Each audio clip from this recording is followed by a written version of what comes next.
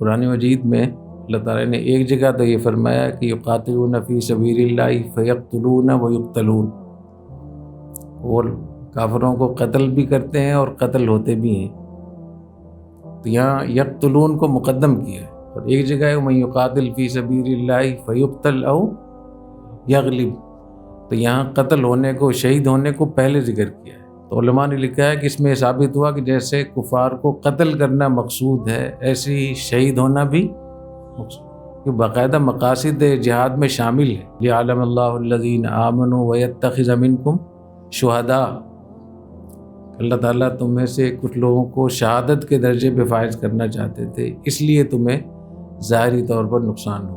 قُلْ هَلْ تَرَبَّصُونَ بِنَا إِلَّا إِحْدَى الْحُسْنَيَيْنِ، ہم اگر کامیاب ہو جائیں ظاہری طور پر تو غازی ہیں، اور اگر ہم مارے جائیں تو ہم شہید ہیں، تو دونوں صورتوں میں ہمارا فائدہ ہی فائدہ ہے۔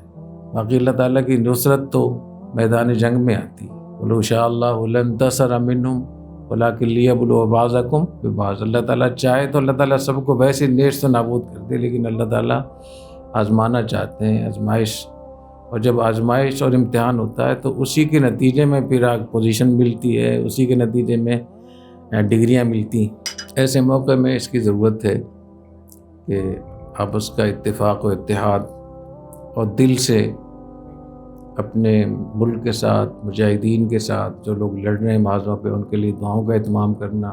تو اس لیے اس موقع پہ اس کا بہت اہتمام کرنا چاہیے۔ کوئی مخالفانہ باتیں یا پرانی باتیں یا ایسی چیزیں، ان سے پرہیز کرنا چاہیے۔ اللہ کی نصرت ایسے اختلاف سے نہیں آتی۔ وَأَطِیعُوا اللَّهَ وَرَسُولَهُ وَلَا تَنَازَعُوا فَتَفْشَلُوا وَتَذْهَبَ رِیحُکُم، تو اب جیسے ہی جنگ شروع ہوئی ہے تو دعاؤں کا بھی اہتمام کریں، اور اجتماعیت کا اہتمام کریں، اور امید کی باتیں کریں۔ اللہ تعالیٰ کے وعدوں پر ہمیں یقین ہونا چاہیے، ایمان ہونا چاہیے، اور جو لوگ آگے لڑ رہے ہیں ان کو، ان کے لیے اچھی بات کریں، اجتماعیت کی بات کریں، ان کے حوصلے بڑھائیں۔ انشاءاللہ یہ جنگ آپ جیتیں گے۔ مسلمان کے لیے تو ناکامی کسی بھی صورت میں نہیں ہے۔